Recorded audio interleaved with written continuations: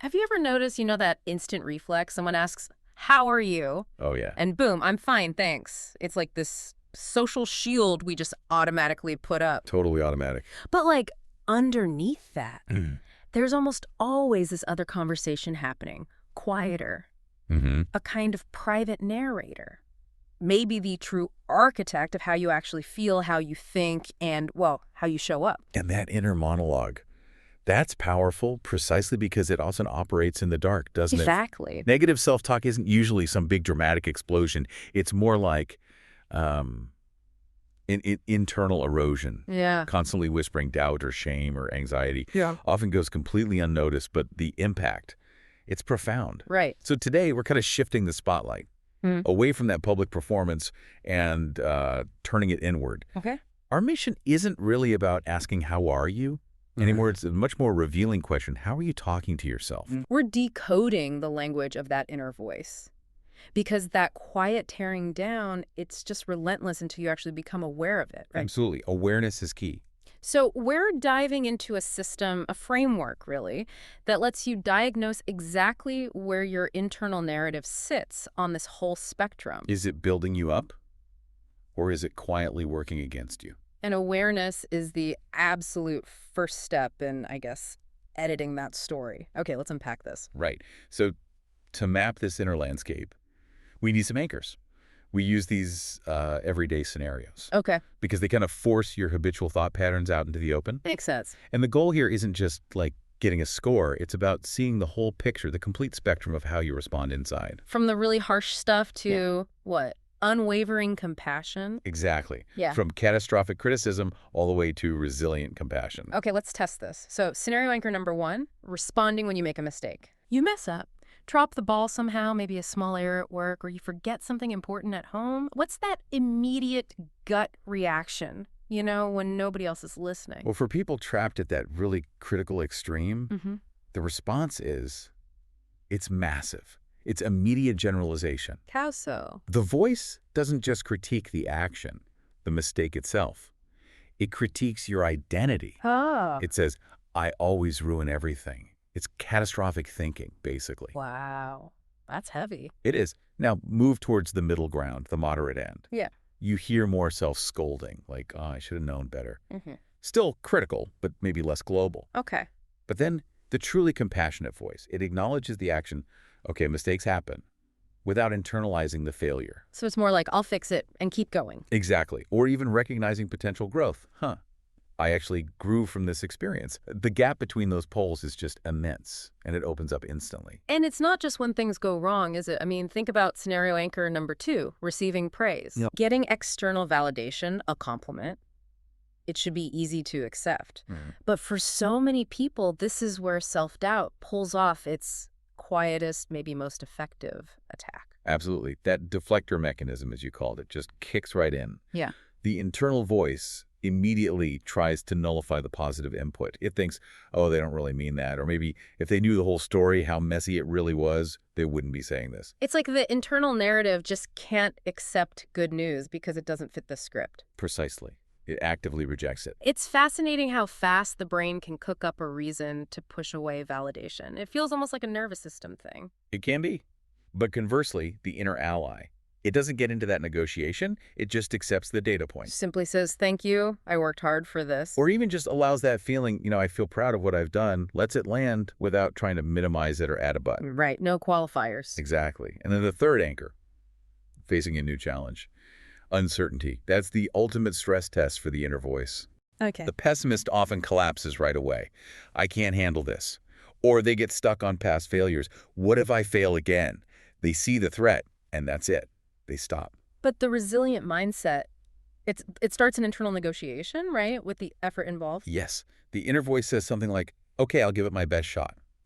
It shifts the focus away from avoiding failure towards embracing the process itself. And at the highest level, the inner ally. The inner ally doesn't just accept the challenge, it reframes it, sees it as necessary fuel, sees the struggle as something that will make me stronger. Interesting. So what these anchors reveal, really, is that we all tend to have a default internal setting. And when you tally up those defaults across these situations, You start to see the real architecture of your internal state. yeah, whether it defaults more towards self-protection, maybe even self-sabotage, or towards something more constructive. Okay, so that journey of diagnosis, using those anchors, it brings us to the architecture of change itself. Right. When you score those internal responses, they map pretty neatly onto 5 distinct psychological profiles. It's like a scale, 10 points up to 50. It's a kind of roadmap, yeah, for understanding where your current story begins. And here's where it gets really interesting, I think, where the actual prescription, the what to do about it, starts to emerge. Okay, let's start at the bottom of that scale, Yeah. where the internal noise tends to be the loudest. Profile 1,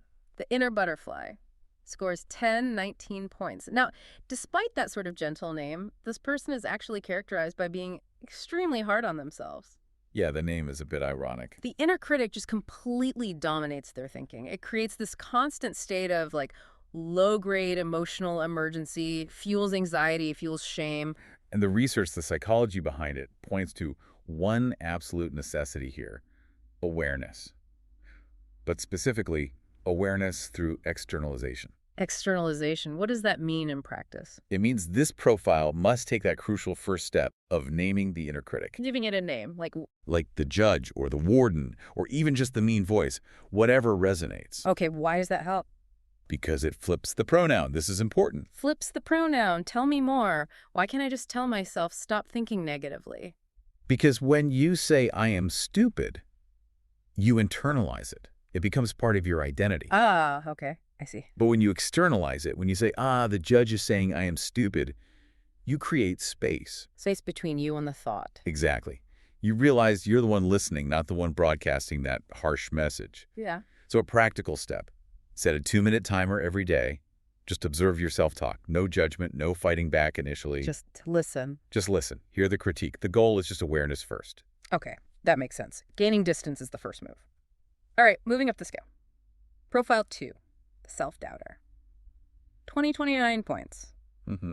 This person isn't maybe always harshly critical, but they struggle profoundly to believe anything good about themselves. They doubt their abilities, their self-worth. The classic deflector we talked about earlier. Yeah, that's them.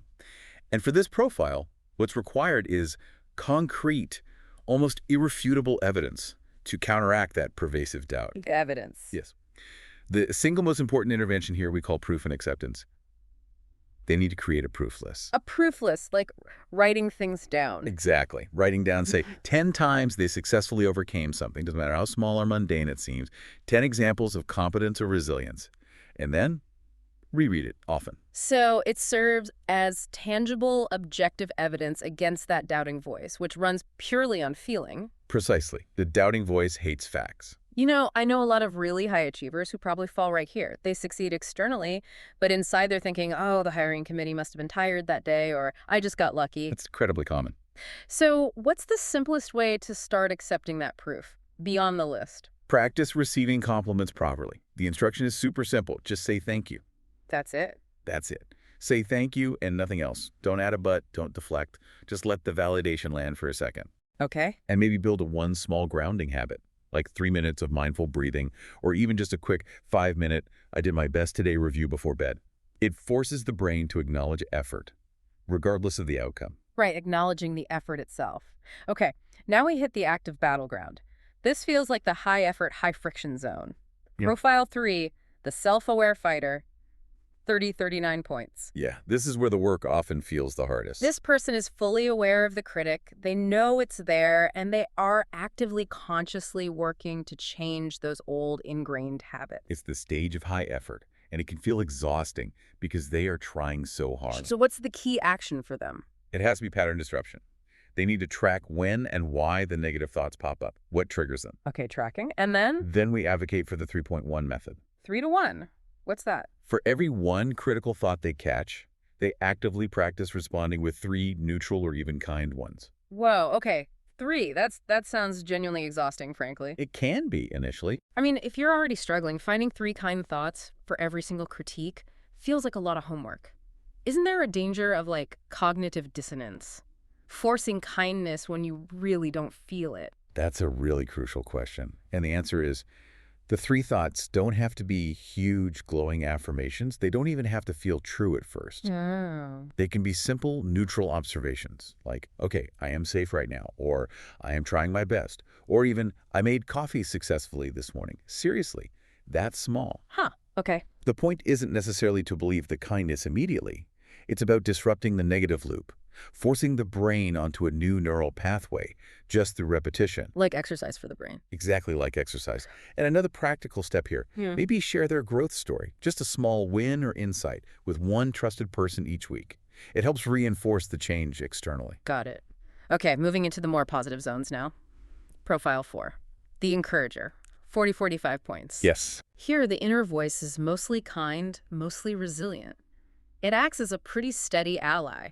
They still have setbacks, obviously, but they tend to handle them by bouncing back with relative speed. Right. So for the encourager, the focus shifts. It's less about fighting the critic and more about reinforcement, maintaining the progress they've made. How do they do that? One powerful exercise is writing a letter to their past self, detailing the struggles they overcame. Seeing how far they've come in black and white can be really validating. Ah, that's a nice idea. And they need to practice what we call emotional spotting. Emotional spotting. When things inevitably go wrong, they need to actively look for what went right in their response, or how they handled the difficulty, even if the outcome wasn't perfect. So, okay, example. They spill coffee everywhere. The old critic might say, "You're so clumsy." Right. The encourager spots the competence. Okay, but I stopped it before I hit the laptop, and actually I clean it up immediately. Focusing on competence, not the catastrophe. Precisely. You got it. Finding the win within the mess. Okay, and finally, the top tier. Profile 5, the inner ally. 50 points. This is where the voice is consistently compassionate, empowering. They've built this strong, kind, wise, internal guide. One that treats themselves like someone they genuinely love, even when life gets really tough. That's the essence of it, yes. So, is the work done here? Is this graduation? Well, the journey never really stops, does it? Growth is continuous. The key action here is actually continuous growth. Oh, so? They should intentionally take on a challenge that feels both exciting and, frankly, a little scary. Because real growth tends to live just outside that comfort zone. Keep stretching. Exactly. And they should consciously design a resilience ritual. A ritual? Yeah, a personal, maybe structured process they can use to reset during inevitable stress. Could be a specific playlist, a certain type of movement, journaling, maybe just planned solitude, whatever works for them. Their go-to reset button. Kind of. And finally, maybe even write a personal manifesto, outlining how they commit to treating themselves and, importantly, why that compassionate treatment is non-negotiable. Wow, that sounds powerful. Solidifies the practice. You know, what really stands out across all 5 of these profiles is, well, it's that self-awareness isn't just some fluffy concept. It's the fundamental tool, isn't it? It's the starting point for everything else. Yeah. And changing your internal narrative, it's clearly not about one big dramatic gesture. No, definitely not. It's about these small, consistent, almost scientific feeling practices. Naming the critic, forcing yourself to make that proof list, rigorously applying that 3.1 ratio, even when it feels weird. Small hinges swing big doors. Yeah. And maybe the biggest realization from all of this is that you are not your harshest thoughts. You're the listener.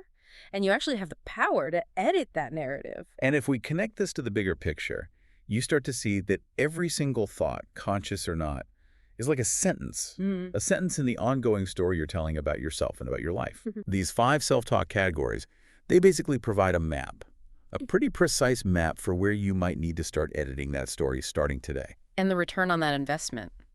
It's immeasurable, really, because when that inner voice truly shifts from being a warden to being an ally, the way you experience your entire world fundamentally changes. Yeah. So this raises, I think, an important question for you, the listener, to maybe contemplate after this. Okay.